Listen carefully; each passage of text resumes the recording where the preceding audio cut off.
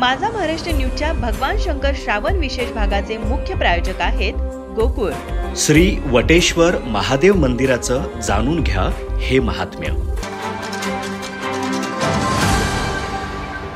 कोल्हापुरात येणाऱ्या प्रत्येक पर्यटकांचं लक्ष वेधून घेणारं एक प्रमुख आकर्षण म्हणजे श्री वटेश्वर महादेव मंदिर. हे मंदिर एका उंच वटवृक्षाखाली वसलेलं असून मंदिराचं सौंदर्य आणि शांततेमुळे भक्तांची पावले आपसुकच या मंदिराकडे वळतात. हे मंदिर प्रशस्त असून नेहमीच भक्तांनी गजबजलेलं असतं. या मंदिराचा उल्लेख करवीर महात्म्य या ग्रंथाच्या 9व्या खंडातही आढळतो.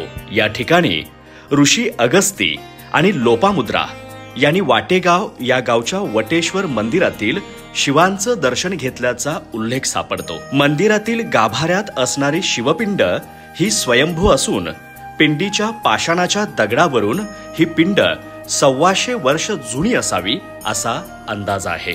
गाभाऱ्यात श्री दत्त, गणपती आणि देवी यांच्या लहान मूर्तीही आहेत. मंदिराच्या बाहेरील सभामंडप हा गोलाकार असून वटवृक्षासोबतच औदुंबराचा वृक्षही इथं पाहायला मिळतो.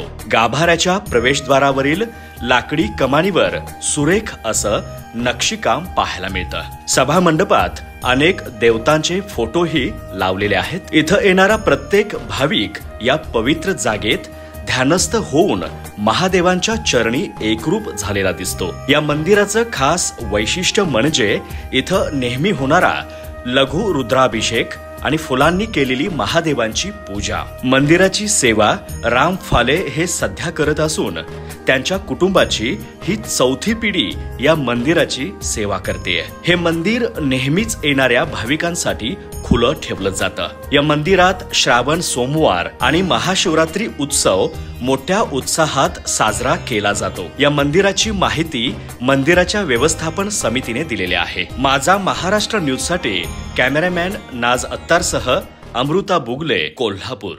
बाळ, फ्रीज मधून श्रीखंड काढ ना. आम्ही पूर्वी घरीच बनवायचो श्रीखंड. त्याची चवच वेगळी होती. आता काय सगळं रेडीमेड. आजी, हे श्रीखंड खाऊन बघ.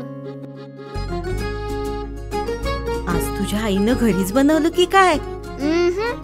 हे आहे गोकुळचं श्रीखंड. अगदी जिभेवर रेंगाळणार. जिभेवरच नाही तर मनावरही रेंगाळणार. गोकुळ श्रीखंड, मनावर रेंगाळणार.